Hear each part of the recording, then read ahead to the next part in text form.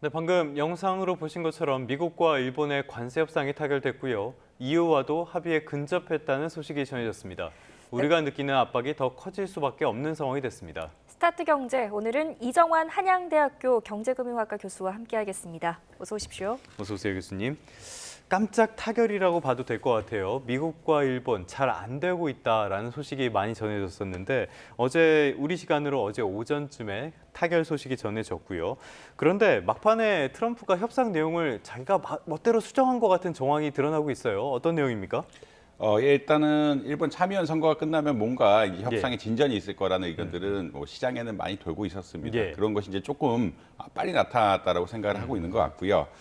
그다음에 이제 협상장에서 트럼프 대통령이 고쳤다는 이야기는 어떤 거냐면 뭐 인쇄된 투자억의 4천억 지금 뭐 자막으로 나가고 있긴 한데 이 숫자를 5자로 고친다든지 이 공유 부분에서 50%였는데 예. 이걸 90%로 바꾸면서 미국 측에 유리하도록 협상문 같은 것들을 바꾼 것이 아니냐라는 의견들이 나오고 있다라고 말씀드릴 수 있겠습니다. 그래도 돼요? 이제 사실은 이건 협상 과정 중이니까 뭐 그럴 수도 예. 있다라고 볼 수 있는데 뭐 최근에 뭐 들리는 소문은 뭐 베트남 같은 경우에는 원래 이제 관세를 11%에 합의를 했는데 이제 비행기를 타고 가다가 20%로 올라갔다는 이야기가 들릴 수 있을 정도로 이제 그 미국이 이제 자국의 국익을 위해서 어떻게 보자라면 관세 같은 것들을 혹은 여러 가지 조건들을 굉장히 빠르게 그리고 바꾸고 그 흔히 말해서 상호 합의 없이 바꾸는 것들이 많이 목격이 되고 있기 때문에 좀 협상의 어려움들이 많은 것들이 아니냐 이런 이야기들이 나오고 있다라고 보시면 될 것 같습니다. 네, 일단 합의된 상호 관세율이 15%입니다. 기존에 예고했던 25%보다 10%포인트 낮춰진 수준인데 그만큼 내준 것도 많을 것 같아요. 일본이 어떤 걸 내줬습니까? 아무래도 이제 그 가장 크게 한 것은 투자 부분이라고 보시면 될 것 같고요. 일본이 5,500억 불에 대해서 5,500억 달러에 대해서 미국에 적극적으로 투자를 하겠다. 예. 그리고 알래스카 LNG가 좀 LNG 개발 같은 것들이 조금 불확실한데 이런 것들에 대해서도 적극 투자하겠다. 이 규모가 얼마인지는 나오지 않았지만 적극 투자하겠다라는 이야기가 나오고 있고 그다음에 쌀 부분에 있어서도 결국 일본도 다자간 무역기구인 WTO에 가입이 되어 있기 때문에 예. 무관세로 해야 되는 부분들이 있거든요. 쌀을 무관세로 수입해야 되는 부분들이 있는데 여기에 이제 미국 분을 늘리겠다. 무관세 수입분에 있어 그러니까 전체적인 무관세 비중을 늘리는 건 아니지만 이 그 흔히 말해서 WTO에서 수입해야 되는 분에 대해서는 어떻게 보자 미국의 쌀 수입을 늘리면서 농산물을 개방하는 이런 양상들을 보이고 있다라고 보시면 될 것 같습니다. 예. 이게 뭐 주목이 되는 것은 이런 5,500억 달러 같은 경우에도 결국은 일본 금융을 이용해서 많이 하겠다. 그러니까 일본이 자금도 지원하고 예. 투자도 하는 이런 방식으로 하겠다라고 얘기해서 굉장히 큰 투자 패키지를 들고 간 상황이거든요. 그리고 네. 알래스카 같은 경우에는 방금 말씀드렸지만 투자의 성과가 굉장히 불확실한데 일본도 진출하겠다는 이야기를 하고 있어가지고 굉장히 어떻게 보면 투자 분야라든지 쌀 분야, 농산물 분야에 대해서 그 일정 부분 이상 예. 굉장히 많은 것을 내준 상황이 아닌가 이렇게 생각을 할 수 있겠습니다. 여러모로 미국에 유리한 합의 결과가 나왔다라고 볼 수가 있겠는데 그런데 미국에서는 자동차 회사들 이쪽에서 이 협상에 대해서 강하게 반발을 했다고 해요. 어떤 이유로 이러는 겁니까? 이게 결국은 자동차 관세에 대한 이야기라고 말씀드릴 예. 수 있는데요. 자동차 관세율이 일본에서 미국으로 수출하는 관세율이 15%로 결정이 됐죠. 예. 그러니까 원래 이제 25%였는데 흔히 말해 품목 관세가 있었는데 그것을 이제 반으로 한 다음에 기존에 있던 2.5%가 하면서 최종 15%로 결정이 됐는데 특히 이제 일본의 자동차 같은 경우에는 공급망이 일본에 많이 있다라는 이야기들을 많이 합니다. 그런 이야기는 어떤 거냐면 모든 부품들이 일본에서 생산이 되는 것들이 많다라는 예. 이야기를 드릴 수 있을 것 같고요. 그래서 일본에서 완성차를 만들 때는 거의 모든 부품들이 일본 내 공급망에 생산된 부품들이 예. 돼야만 이제 수출이 되는 건데 여기에 대해서 관세 15%밖에 안 물리는 게 좀 불합리한 것이 아니냐라는 이야기가 나오고 있습니다. 그 부분의 핵심은 사실 이제 미국에서 자동차를 생산한다고 할지라도 예. 미국 국경을 넘어올 때 이제 관세를 부과받게 그러니까 미국 국경을 넘어올 때 미국산이 몇 % 이상 되지 않으면 관세를 부과받게 될 수 있는 이런 상황들이거든요. 결국은 미국의 자동차를 만들지만 이 안에 부품이 미국 내에서 일정 부분 이상 생산되지 않는다라고 하면은 여기에 또 관세 같은 것들이 부과되면서 추가적인 세금이 나올 거라고 지금 예측이 되고 있는 상황들인데, 예. 그리고 이제 수입하는 것 자체가 이제 관세를 부과받을 수 있는 상황들이라고 예측이 되고 있는데, 너무 일본에 대해서 싼 것이 아니냐. 그러니까 미국 자동차, 사실은 일본 자동차의 경쟁력이 미국 시장에서 굉장히 큰 상황이고, 예. 미국 자동차 업체들 입장에서는 자기네들도 이제 부품을 수입해야 되는 상황에서 일본에서 만든 거, 일본에 전체적으로 만든 것에 대한 관세율이 너무 낮은 것이 아니냐. 이것이 흔히 말하는 미국의 내에서 이제 국경 간 거래에서 부과되는 관세율보다 너무 낮다. 그러니까 자기 예. 흔히 말해서 자동차의 경쟁력, 미국 자동차의 경쟁력을 지나치게 훼손하는 것이 아니냐. 이런 이야기가 나오고 있다라고 보시면 될 것 같습니다. 그런데 이런 이야기를 트럼프가 들으면은 이렇게 반박할 것 같아요. 그래도 일본 자동차 시장을 내가 개방하게 하지 않았냐 이렇게 반박할 것 같은데요. 일본 시장에 미국 차가 가면은 이게 트럼프가 얘기한 대로 지금까지 시장이 닫혀 있어서 미국 차가 안 팔린 겁니까? 미국 시장이 일본에 안 맞아서 안 팔리는 겁니까? 사실 이제 일본 시장은 좀 독특한 시장이라고 많이 이야기를 하고 있고요. 그러니까 일본 시장은 뭐 전자제품이나 뭐 자동차 구분할 거 없이 이제 자국산에 대한 수요가 있는 시장이긴 합니다. 예. 뭐 TV는 소니, 뭐 자동차는 토요타 뭐 이런 식으로 해서 자국산에 대한 수요가 분명히 있는 시장인데, 근데 이제 미국의 어떤 제품이 미국의 자동차 같은 것들이 일본에 또 부적합한 측면들이 굉장히 많다라고 또 이해하시는 게 맞지 않을까 이렇게 네. 생각을 하고 있습니다. 왜냐하면 일본 가보시면 도로 폭이 굉장히 작고요. 주차 공간이 여지가 넓지 않은데 미국 내 생산되는 많은 자동차들은 흔히 말하는 픽업 트럭이라고 해서 네네네. 굉장히 큰 트럭이든지 아니면 자동차 역시 굉장히 큰, 그러니까 흔히 말하는 대형차 위주의 시장이거든요. 근데 일본은 아무래도 좀 소형차 위주 시장에 작은 도로 이런 것들이 좀 맞지 않은 것들이 분명히 있다. 결국은 시장 상황이 미국 차를 수입하고 싶어 할지라도 주차장이 여의치 않고 도로 사정이 여의치 않고 이런 연반적인 환경이 여의치가 않기 때문에 특히 환경 규제 같은 것도 좀 다르다라고 이야기를 하고 있기 때문에 이게 그 미국 차를 좋아하지 않아서 사용하지 않는 가능성이 조금 높은 것 같다. 우리나라 역시 예, 좀 예. 비슷한 상황이거든요. 아무래도 그렇죠. 주차 공간이 작은데 대형차를 수입하게 되면은 주차 문제라든지 여러 가지 이슈들이 발생할 수가 있기 때문에 좀 수입하기 어려운 상황들이다. 그러니까 이제 트럼프 대통령이 이야기한 것처럼 뭐 개방을 한다고 해서 그러니까 미국의 일본에 대한 수출이 늘어날 것이라고 예측하기는 조금 쉽지 않은 상황들이다. 이렇게 생각을 하고 있습니다. 네.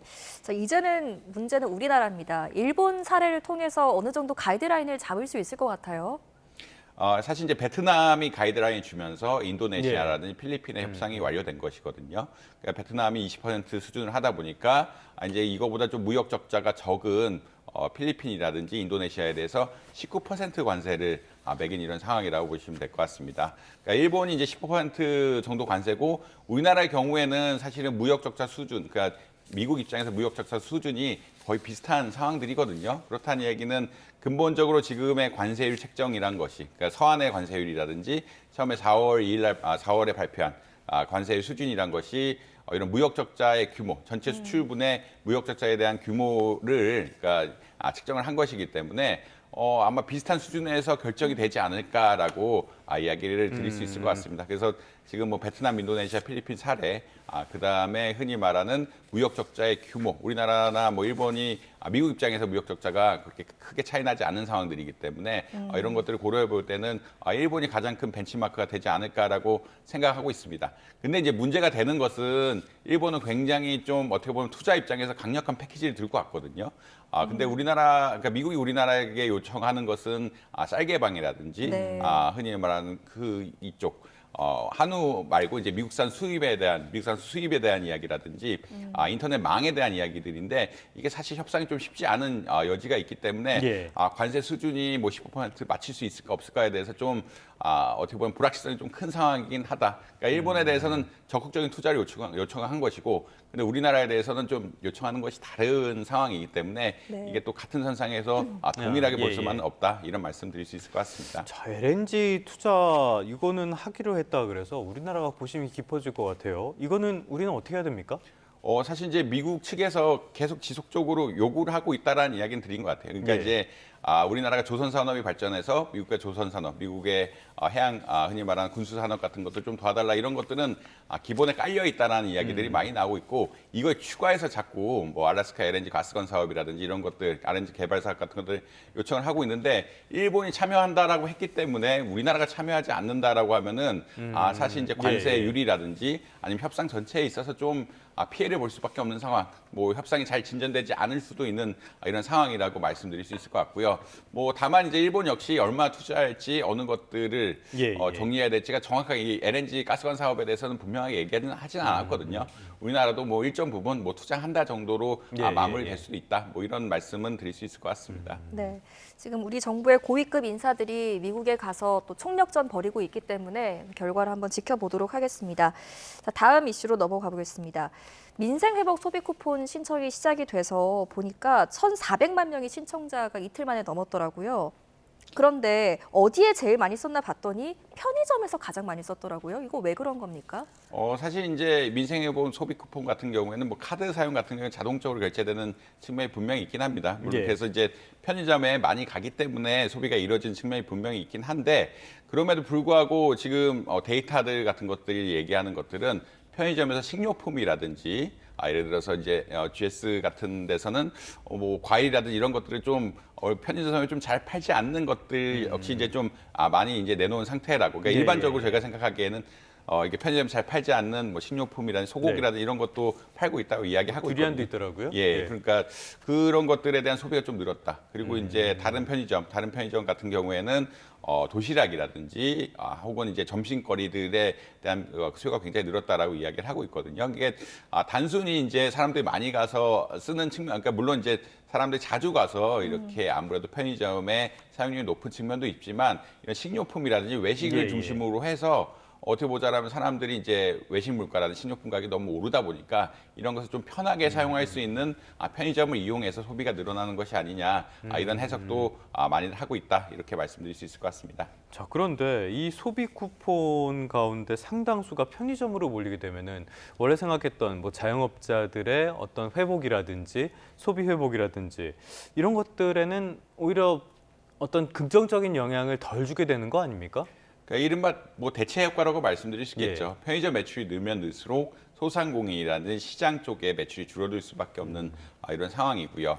그렇기 때문에 이제 이쪽으로 몰리는 것에 대해서 좀 걱정을 하고 있는 측면도 있습니다. 사실 2020년에 소비 쿠폰이 한번 나왔을 때는 편의점에서 양주, 그러니까 해외의 비싼 술이라든지 흔히 그런 전자제품 소비가 굉장히 늘었다라는 이야기가 나오고 있었거든요. 그러니까 이제 지금 뭐 정부에서 요청하는 것은 편의점에서 그쪽 판매는 적어도 좀 자제시키는 게 맞는 거 아니냐.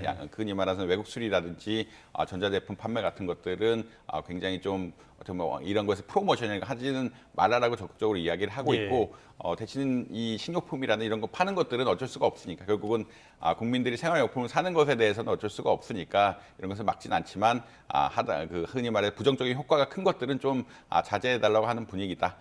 결국은 이 어디서 또 편하게 쓸 수 있느냐가 가장 중요한데 사람들이 가장 많이 가는 곳이 편의점이고 그다음에 카드에서도 특히나 자동 사용 같은 것들이 되고 있기 때문에 좀 소상공인이라든지 다른 이제 시장 어떤 상인들의 좀 심려는 끼칠 수밖에 없는 이런 상황들이다. 이런 말씀드릴 수 있을 것 같습니다. 네.